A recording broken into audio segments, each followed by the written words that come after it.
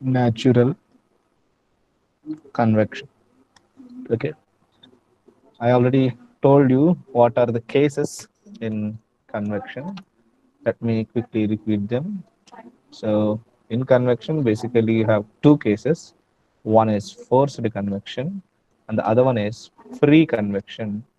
This free convection is also called as natural convection.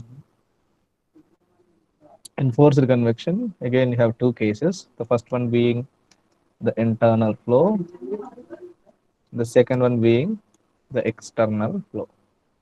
So, these two cases, that is internal flow and external flow, we have completed already. But this free convection case or the natural convection case, we have not dealt with. So that part we are starting now. So coming to forced convection, you will have something called as a external device to have the flow. Okay, so whenever we say convection, convection is actually a fluid flow heat transfer. It is simply fluid flow heat transfer. When it comes to forced convection, the fluid flow is induced by external device. Okay, you will use either fan or blower or some or other force from the uh, external thing. It will be causing the flow. Okay, but when it comes to free convection or the natural convection, the force is or the fluid flow is induced by the natural forces. Okay, you will not have anything from external device or external force. Okay, naturally this particular flow will happen. Okay, so how flow will be natural? Can somebody explain how fluid flow can be obtained naturally? Due to Buoyan- pressure difference. Due to Buoyancy. pressure, buoyancy, due to pressure difference. Correct. See, due to pressure difference, if it is happening, okay, it can be forced also, because that is generally considered external. Okay, that is anyways is a special case that I will discuss a little later on. But when it comes to buoyancy, no, it is purely a natural force. Okay, buoyancy is a effect that will come into the play due to something called as a density difference. Okay. So to explain this particular effect, let me take an example here. Okay. The example is I'm going to take a plate here. Okay. And this plate is at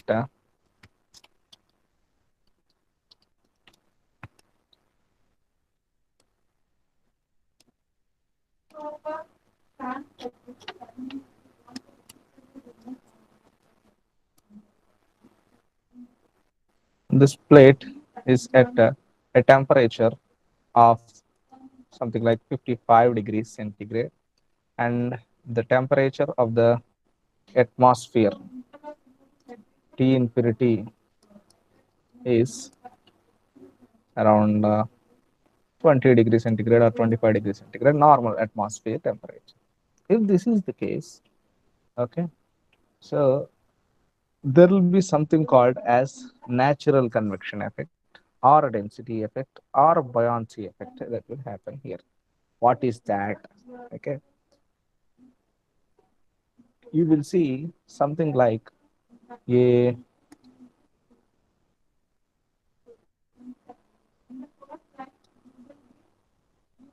flow in this direction. Okay, see, whenever you are using hot water, what happens? You will see those flumes moving in the upward direction. Whenever you see cooking happening, you can see the flumes are moving in the upward direction. When you see boiling, the flumes are moving in the upward direction. So whenever there is a hot body, there you will observe that flumes will be moving in the upward direction. Why is this happening? Why flumes are moving only in the upward direction? Why are not they moving in the downward direction when it is boiling or when it is being heated up? The flumes will always move in the upward direction. They don't move in the downward direction. Why is this happening? Because you have something called as density that is coming into the play. Okay, as the temperature of the body increases during the heating, the temperature increases. When the temperature increases, the density of a material will decrease, so that the air will get lightened or the fluid will get lightened. Okay, the density of it will be decreasing. When density decreases, obviously they will try to float over, they will try to move in the upward direction, and then they'll try to move in the upward direction and then occupy the spaces at the top level. So always, if you have a hot body, what happens? You have a hot body. This is how your flow will be like, and the corresponding boundary layer, the boundary layer will be like this, and the flow will be varying something like this. Okay, that is, this is the velocity profile that I'm drawing here. Okay, that will be zero towards the surface of the plate, and it will keep increasing till it reaches the free stream velocity.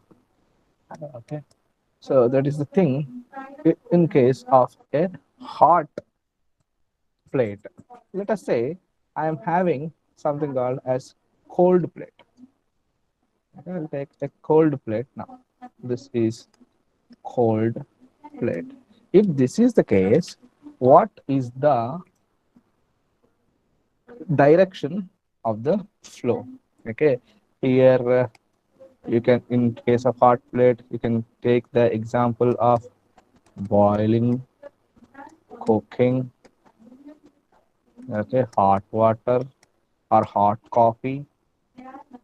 Okay, whatever that is hot will come into the first case. Now let's go to the second case. Okay, in the second case, we have something like a cool drink or some cold surface, like that. Okay, if this is the case, if you have a cool drink, can you see the flumes coming up? Have you seen that? No, sir. No, the flumes will come in the downward direction. This will be the direction. So the boundary layer will have a leading edge at the top, and then it will come down. This is boundary layer, forming your velocity boundary layer like this. This is the velocity profile, and somewhere it will reach the free stream velocity. Right. So that's how the things will happen in the cold hot, a cold plate and the hot plate, in heating and cooling. So what's happening in the case of hot place? High dense particles move down, and low dense particles move up. Okay, this will happen in both the cases. But during heating, no, what happens is high, sorry,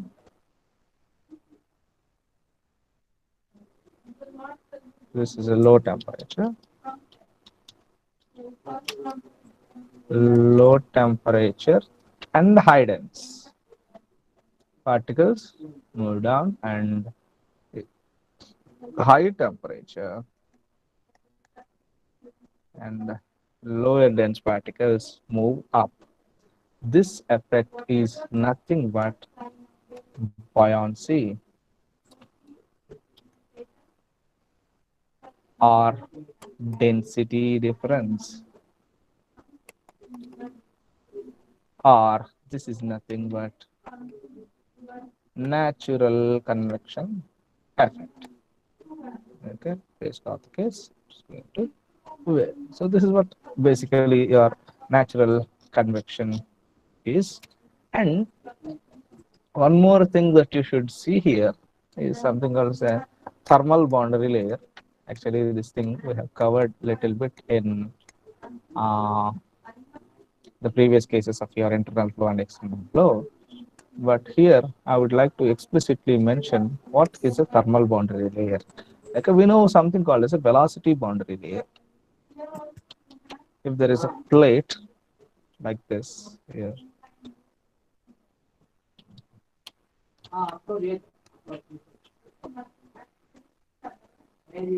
yeah, this is a plate here, and on this plate, you will have a boundary layer formation if the flow is like this in this direction. If this is the case, and then you call it as a velocity boundary layer. Velocity boundary layer is also known as hydrodynamic boundary layer. What is hydrodynamic boundary layer? Hydrodynamic boundary layer is a locus of points. Let me write locus of points having 0.99%, 0.99 u infinity. That is a 99% of the free stream velocity. If you take, if that is matching, then that is your velocity boundary layer. So this whole story is about the velocity boundary. Now let me tell you what is a thermal boundary layer. Thermal boundary layer can be almost similar to your velocity boundary layer, but by very little bit. Okay. So to express this thermal boundary layer, what we do is we express it as locus of points having 0.99% of temperature difference. Okay, let me explain what is this temperature difference. This is actually T wall minus T infinity. Say, if I take the temperatures here, the temperature of this one will be T wall, and the temperature of the free stream will be T infinity. The temperature of the atmosphere will be T infinity. Okay, and this temperature will keep varying from this surface till the boundary layer. Okay, so that's why you are calling it as a boundary layer. It is not equal to that of your atmosphere temperature. That's why you are calling it as a boundary layer, and there is a temperature variation. And this temperature variation is actually shown as zero here. Okay, why is it zero? Because Ts minus T infinity will be zero here because the Ts is equal to T infinity at the surface. Okay, at the surface, right at the surface, both are equal. So here it is zero. As you keep moving here, what happens is the Ts the Ts effect will get zero, and the whole thing will reach to a temperature where the temperature profile of Ts minus T infinity will reach the 99% over here. That is Ts minus T infinity is equal to 99%, 0.99 of Ts minus T infinity. That's why that is actually here. Okay. So that's why you refer to it as a 99% of T wall minus T infinity. Okay. So like you have represented the mm, velocity boundary layer, you are also representing the thermal boundary layer. Okay. I must tell you here what happened in this area of um, thermal boundary layer on. See, in 1906, a man called Prandtl. Okay, till now we have seen something called as a Prandtl number. Okay, this Prandtl, what he has done is he has identified that there will be something called as a thermal boundary layer. Okay, till then people are having extensive knowledge in the area of fluid mechanics, and the hydrodynamic boundary layer is very much well known, but this particular velocity, this particular thermal boundary layer is very much not known to the people. So what Prandtl has done is Prandtl has, you know, formed bridge between the velocity boundary layer and the thermal boundary layer, and then he has come up with the concept of a Prandtl number. What is a Prandtl number? Tell me. Prandtl number formula.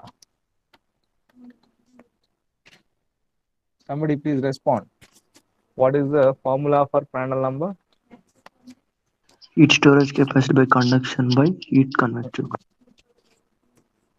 It is uh, in terms of properties. Can somebody tell me? It is mu Cp by K, or simply you can write it like mu by alpha also. Okay, so what is on the top here? This is referring to a velocity thing. It's not velocity directly. Basically, it's a viscosity. So kinematic viscosity, and then on the denominator, what has referred to is thermal diffusivity. Okay, so these two equivalent he has seen, and then he has taken a non-dimensionalization of these two, and that led to something called as a Prandtl number.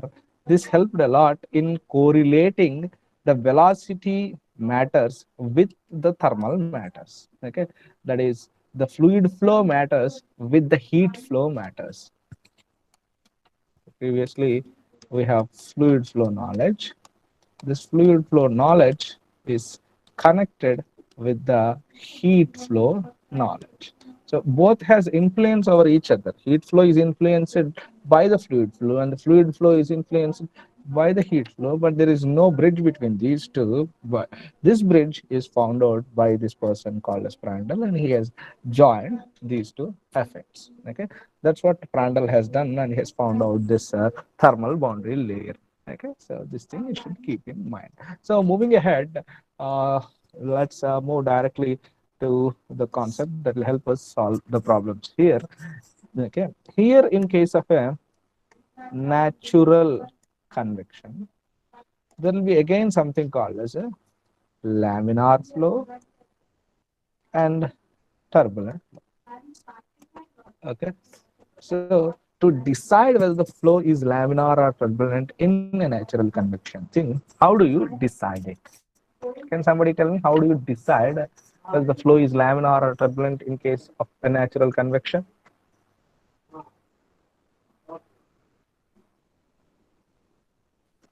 Reynolds number. Reynolds number is in case of external flow or in internal flow. Okay. See, Reynolds number will be helpful when you have velocity. It is a non-dimensional velocity, Vd by nu. Okay. Non here in case of natural convection, you will not have any huge velocity. There is no bulk fluid motion. Okay. The velocity cannot be found out. Okay, almost it is flowing because of a density difference. You see something like you know, flumes coming over food. Can you find out the exact velocity of that flume? Okay, the velocity is very much less. It is in the order of maybe 0.1 meters per second. Okay, very less value. It is small value, even 0.001 meters per second. Okay, the order is very much less in natural convection. Velocities are very less. So you cannot use this Reynolds number. Velocities are very less, very small.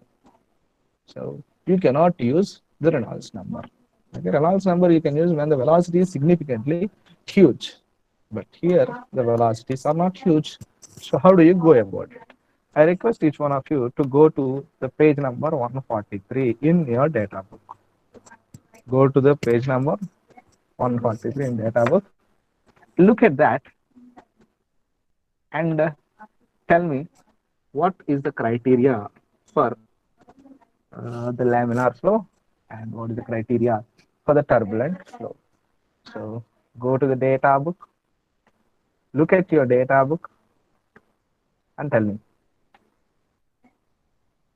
Can you go? GR into Prandtl. Can you see that? Did anyone see it? Where is that? Yeah, here. If you go to page number 143, that is a free convection thing. Okay, here you will have a criteria for laminar. And if you move little further, again page number 144, you have criteria for turbulent. Okay, so can you see? This is based on Grashof into Prandtl value. The Grashof into the Prandtl value. Here you can see the Grashof into Prandtl. So based on the Grashof into Prandtl, you actually Grashof into Prandtl is actually critical here. Okay, and this critical value is what? 10 to the power of 9. Grashof into Prandtl is actually called as Rayleigh number, RA. So RA critical is 10 to the power of 9 here. If Grashof into Prandtl is less than 10 to the power of 9, or you can say that the Rayleigh is less than 10 to the power of 9, that will imply that the flow is laminar flow. If the Grashof into Prandtl is greater than 10 to the power of 9, or if the Rayleigh number is greater than 10 to the power of 9, that will imply the flow is turbulent flow. So this has to be kept in mind. Fine.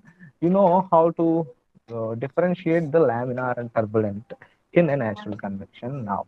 Anyways, what is your Grashof number? What is the meaning of Grashof number? Can somebody tell me what is the meaning of Grashof number? I will request you to refer to page number 120. Refer page number 120. There you have all the non-dimensional numbers there.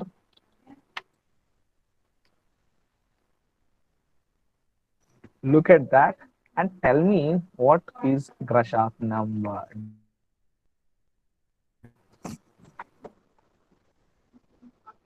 Can you see that? Buoyant force by viscous force into inertial force by viscous force. See, simply put, what it is you are referring to buoyancy. Okay. Apart from buoyancy, you will also have the effect of inertia. Okay. And on the other side, what you are having is you are having the effect of viscosity. Okay. So buoyant force is opposed by the viscous force here. Inertia force is opposed by the viscous force here. So to bridge the gap between these two, this is how it is represented here in the Grashof number. If you have to take the formula for this one, it is G beta into delta T into L cube by nu square. That is your Grashof number g beta delta t into L cube by nu square. Also, it can be written like g into beta into delta t into L cube by, in place of mu, if I write mu by rho, mu square by rho square, I will get here. See, let me tell you once again this difference between mu and mu. Mu is equal to mu by rho. In the exam, mid-exam papers, I have seen so many people have done this mistake. In place of mu, they have taken mu. Okay, if the Reynolds number has to be written as Vd by mu, what they have written is they have written it like Vd by mu they have written. This is wrong. Vd by mu you cannot write. You have to write it like rho Vd by mu. Again, it is correct. Rho Vd by mu, it is correct. So kindly uh, know the difference between nu and mu. The nu is measured in meter square per second, and mu is measured in Pascal second or Newton second per meter square. Okay, learn the units properly, then this mistake will not be repeated by you. Okay, those who have done correct also, please make a note of it. This is general mistakes people will do. So, and you know that somebody does this mistake, you will not repeat it by yourself also. So know the difference between your and new. Anyways, let's come to our Grashof number formula itself. The Grashof number is again a dimensionless number. It doesn't have any unit. Okay, let us prove that in this particular thing. What is G? G is nothing but the acceleration due to gravity, representing your inertia force, or it is also represented with the inertia force. Sorry, the buoyancy force. Buoyancy force is also influenced by the gravity. Anyways, what is the unit of this G? Acceleration, meter per second square. What is a beta here? Coming to beta, beta is actually 1 by TF, the film temperature. What is film temperature? You know it already. Okay. In external flow, we have told this TF. So the unit of this one will be 1 by Kelvin, and the unit of delta T will be Kelvin, and the unit of L cube, the dimension, will be meter cube by, what is the unit of this one? It is meter per second square. Nu, it is meter square per second. That is meter square per second into meter square per second you will have, because two times you have square of it, you have it. So you will have it like this. So if you look at this meter cube, this meter power 4 will get cancelled. Kelvin will get cancelled. Square and this one will get cancelled. So there is no unit and there is no dimension for this Grashof number. All right. So that's the story of your Grashof number. Also, you can check with your Rayleigh number. Rayleigh number is actually the product of the Grashof into the Prandtl. It is the Grashof into Prandtl, which is Rayleigh.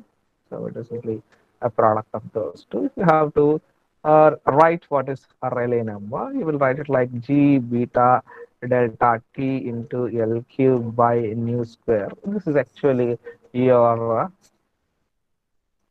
Grashof part. Into the Prandtl, you have to write. What is Prandtl? It is nu, nu by alpha, you can write, or mu Cp by K also you can write.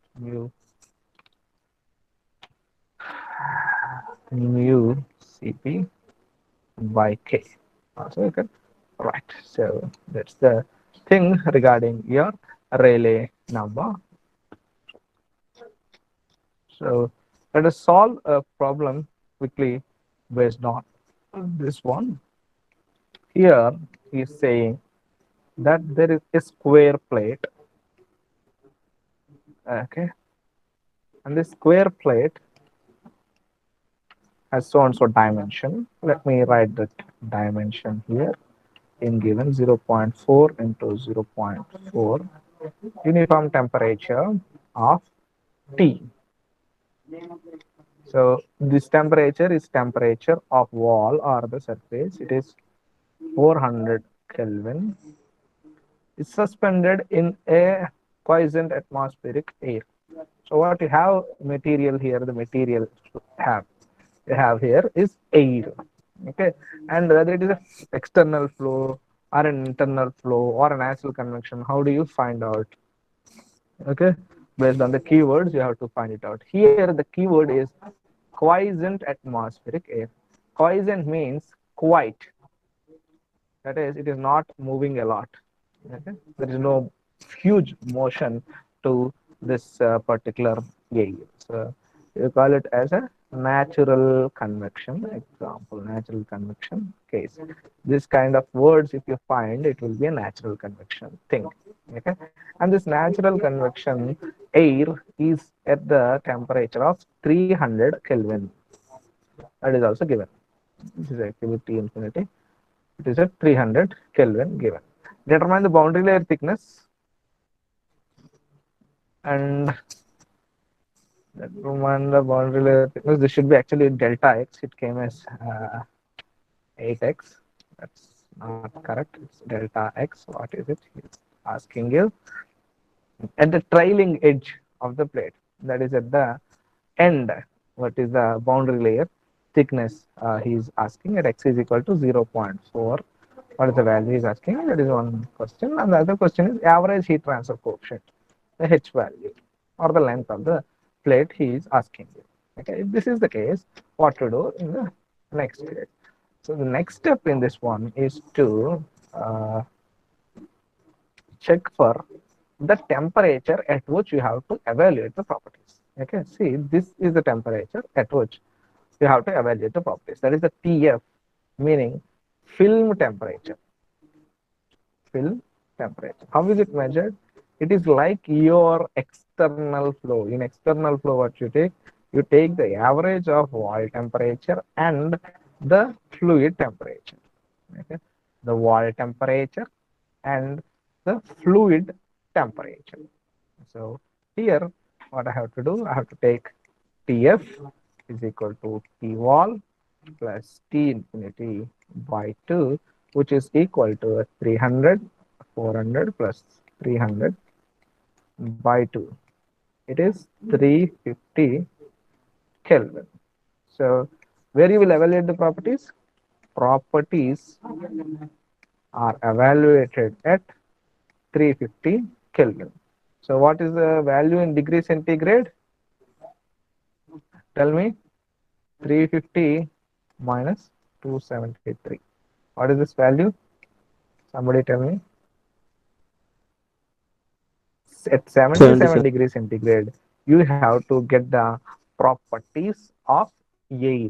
Okay, various properties of air you have to calculate in order to get the value of the H and delta H, and delta X, and so on. So, what is the next step? We will find out what is a laminar flow, whether it is a laminar flow or a turbulent flow. So, for finding it, what we have to do? We have to get the Grashof number and Prandtl number values and make a product of it and check whether it is falling above 10 to the power of 9 or falling below 10 to the power of 9. So, for that, we have to find out the Grashof number value G beta into delta T into L cube by nu square. Okay. Since this is the first problem, I'll write what is G separately here. G is acceleration due to gravity. Acceleration due to gravity, and its value is always 9.81 meters per second square.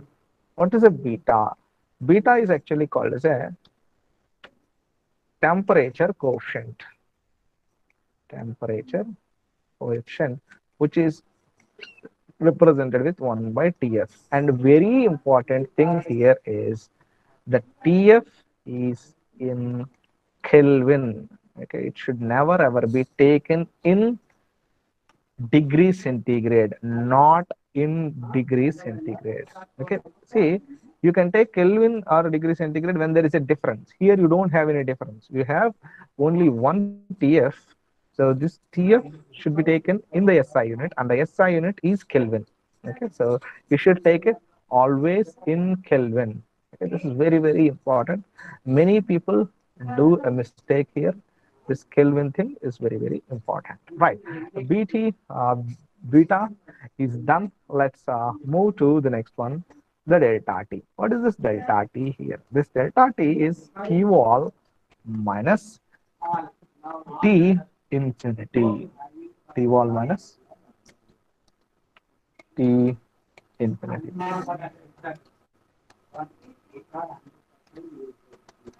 That is a delta T. Next L. What is L? L is the length along which your boundary layer is formed. Length along which boundary layer is formed. Or length along which the fluid is flowing. Okay, length along which fluid is flowing, and this is measured in meters. The unit of this one will be meters. The L is measured in meters. Fine. That is the SI unit of the length. What is the other thing? Nu. Okay. Nu is the kinematic viscosity. Kinematic viscosity. And this is measured in meter square per second. So these are all the things that you have in your Grashof number. The Grashof number formula is G into beta into delta T into L cube by nu square. Okay. So in this, you know what is G in this case? It is 9.81 meter per second square. And coming to beta, you know it, it is 1 by TF, that is equal to 1 by 350 in this particular problem. And the delta T value is equal to the Ts minus T infinity, or the T wall minus T infinity, which is actually 400 minus 300, that is equal to what? 100 Kelvin. That is a delta T. What is the L here? L in this particular problem, he has given it as 0.4 by 0.4. It's given question. So the L will be obviously 0.4 meters. L is done. Nu you have to get from the data book for air. So what we have to do is you have to get nu yet 77 degrees centigrade you have to get. So from data book, you will not have the value of this one in the data book. So where is that?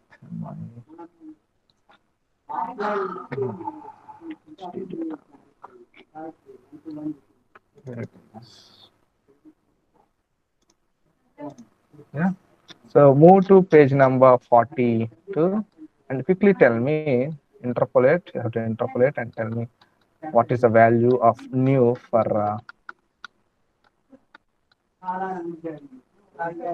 the air at 77 degrees centigrade. 20.76. Yeah, thank you. So here you have the values for 70 and for 80. Among this, you will have 77. You have to take for nu, not for mu, I tell you. Okay? Many people are taking it for mu. Many people have lost marks in examination because they have taken mu in place of nu for Reynolds number calculation. So note that. So these two values you have to take from the interpolation. What is the value? Directly tell me. I'm not going to write the interpolation here. 20.69. 20.69 into 10 to the power of minus 6 meter square per second. So 769.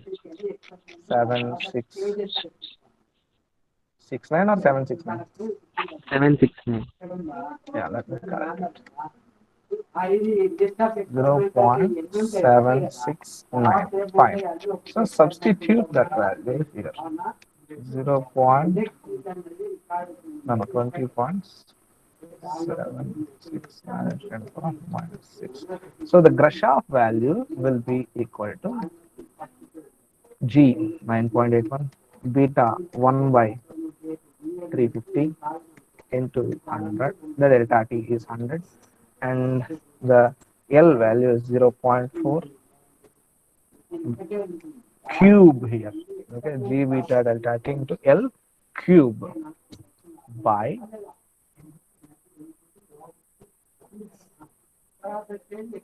new value is 20.769 into 10 to the power of minus 6 whole square. Tell me what is the Grashof number value quickly. Also, you get the Prandtl number value. This Prandtl number value, you need not do it using a formula here. The Prandtl number value is directly 0. available to you in the data. 0.6926. 0.6926. Okay, again you can get from the data book 0.6926. You write it here on your right side corner. 6926. There is no unit for this one. So, Grashof. Somebody tell me Grashof value quickly.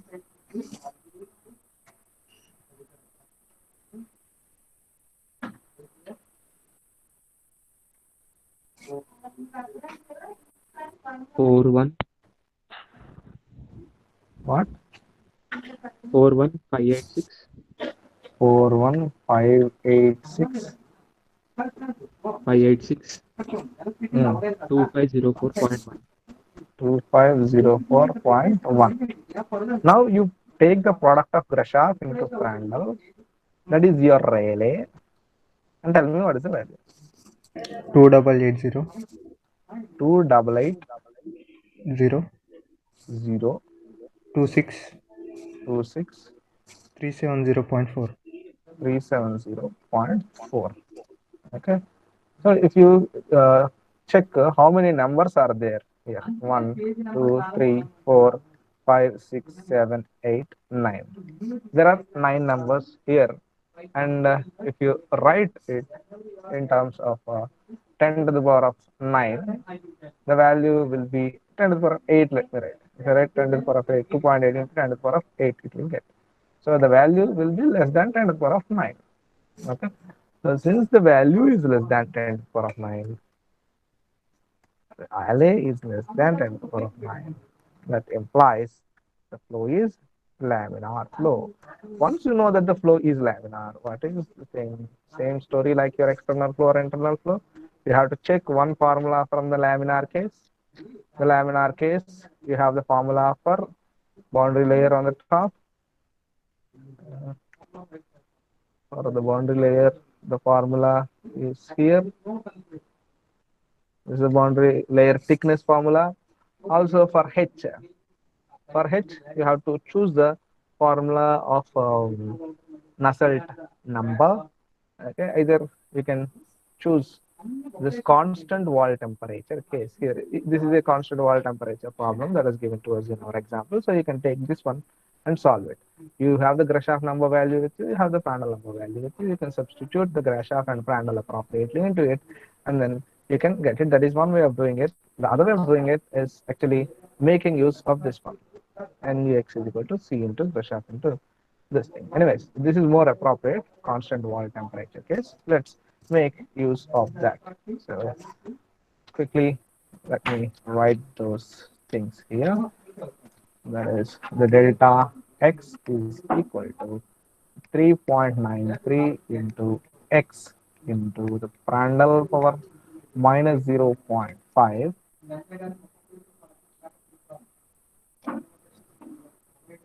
0.952 plus Prandtl power 0.25 into the Grashof power minus 0.25.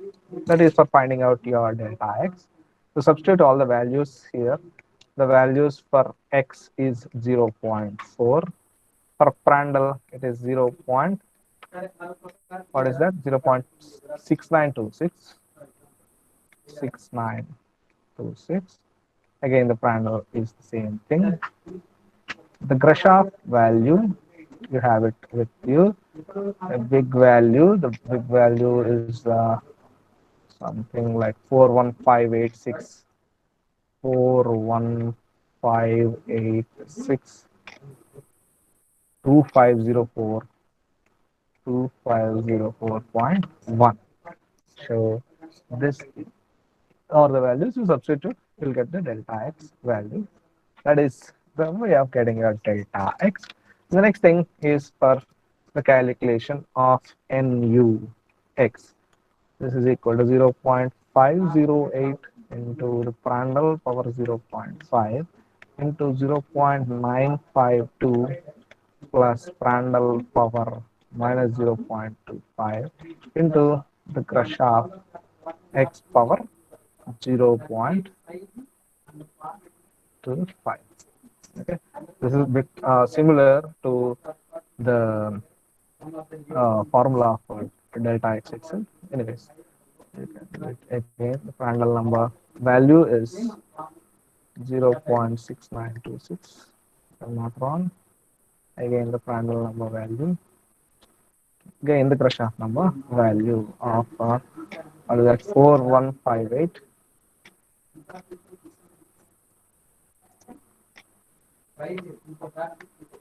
41586 2504.1.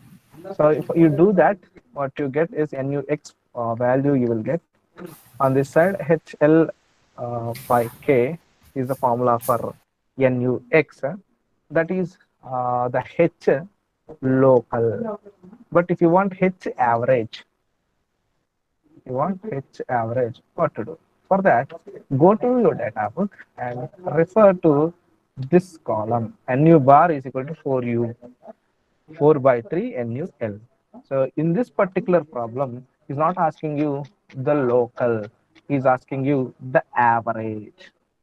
Okay, so if you want to get the average here in this case, what you have to do is you have to make use of NU bar is equal to 4 by 3 NUL. For that, what you can do, H bar into L by K is equal to 4 by 3 into H into L by K. In this L by K gets cancelled. So simply H bar is equal to 4 by 3 H. So whatever the H that you get here, that is H local, you substitute into this one, then you will get a H bar. So that's all for today.